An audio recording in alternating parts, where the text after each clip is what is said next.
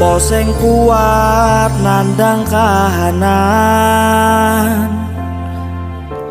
sopo sing ora krasa kelangan, ditinggal pas sayang-sayange, pas lagi jeru-jerune kowe milih dalan liyane. Sopo sing kuat ditinggal lunga,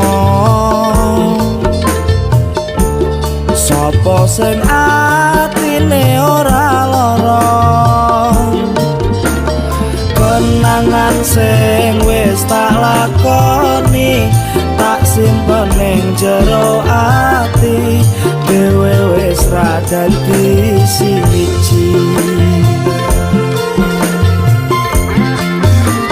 Ya wis ben tak lakoni nganti sak kuat-kuate ati, pesenku mung siji sing ati-ati, iso ku mung mendem esuk tekan soken, mergo sadar diri kula dudu sinten-sinten. Ya wis ben mung tak pendem rasa sing ana ing jero dada, tetep tak dongakno muga urip mulya, iso kumohon muga ora ketun cekap semanten matur.